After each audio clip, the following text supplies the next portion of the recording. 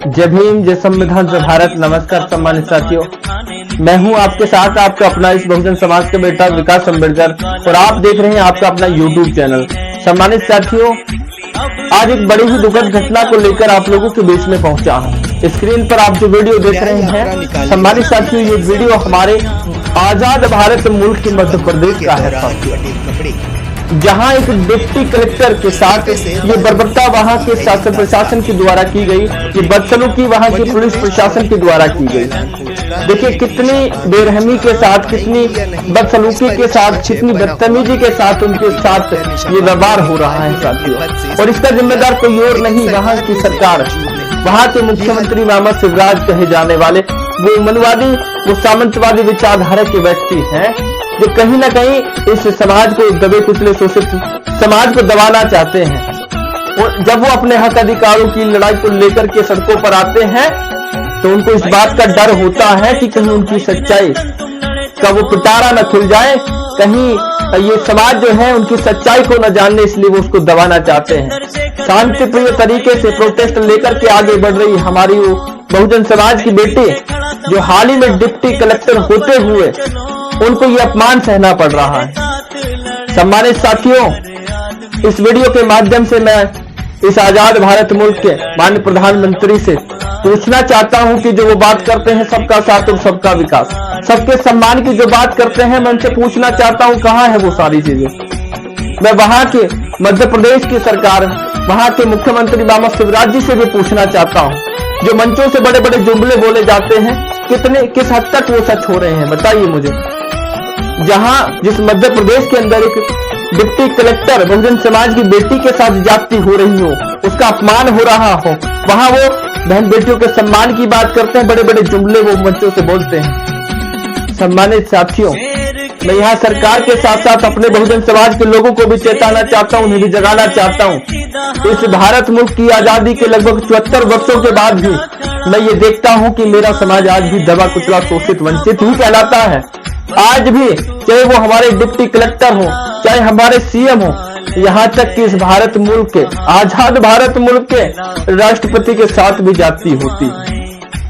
अगर वो एससी समुदाय से हैं तो उनका भी शुद्धिकरण कराया जाता है। कब तक झेलेंगे?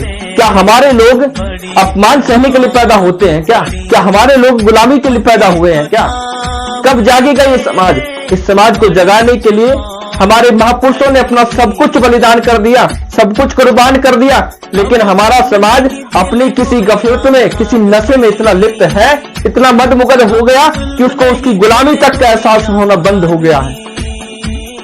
समय है साथियों, समय रहते हुए जाग जाइए, क्योंकि मैं मानता हूं हो सकता है ये समय आखिरी बार हो, इसके बाद कभी हमारे लोगों को जागने का भी मौका न मिले। इस जिम्मेदारी को अपने कंधों पर उठाइए, क्योंकि हमारी आजादी इस भारत मुल्क में 85% है।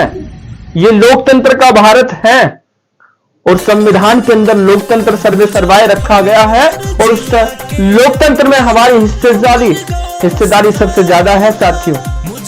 आज जागने का समय आ गया है। इस जिम्मेदारी को अपने कंधों पर उठा करके, इस दर्द को अपने एहसास में लेकर के आप लोगों को जागने की जरूरत है साथियों।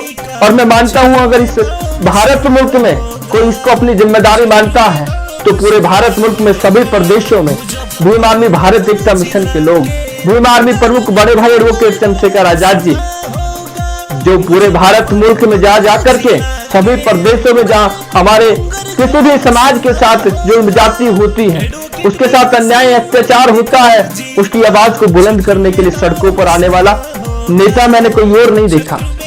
बड़े भाई एडवोकेट चंद्रशेखर आजाद जी को मैंने पाया कि चाहे किसी बहन के साथ, चाहे वो हाथरस हो, चाहे वो बलरामपुर हो, चाहे वो फिर राजस्थान हो, चाहे वो दिल्ली हो, या फिर वो आज मध्य प्रदेश हो, एक बहुजन समाज की बेटी का जो अपमान हो रहा है वो मुझसे बर्दाश्त नहीं हो रहा है।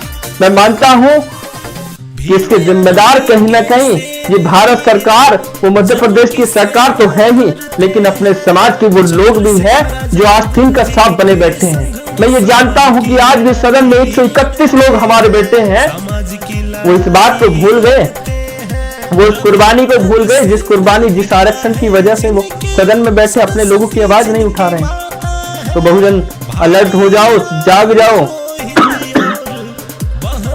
इस जिम्मेदारी को अपने कंधों पर उठा करके इस 2024 में जो अधिकार बाबा साहब ने हमारे लोगों को दिया, उस अधिकार का प्रयोग करते हुए इस सत्ता को परिवर्तन कीजिए साथियों, जिसकी वजह से पूरे भारत मुल्क में हमारे समाज के साथ जुर्म जाती होती है, अपमान होता है। सम्मानित साथियों, कम शब्दों में ये कहना चाहता हूँ, इस वीडियो के माध्यम से कहना चाहता हूँ कि हमारी केंद्र सरकार भी सुन ले और हम मध्य प्रदेश की सरकार भी सुन ले कि हमें लोग अम्बेडकरवादी कहते हैं कि हम अम्बेडकरवादी हैं, संघर्षों के आदी हैं। भीम आर्मी भारत एकता मिशन आज इस देश के कोने कोने में काम कर रहा है। अगर बहुत जल्द इस घटना पे केंद्र सरकार, वहां की प्रदेश सरकार संज्ञान लेकर के कार्रवाई नहीं करती, अगर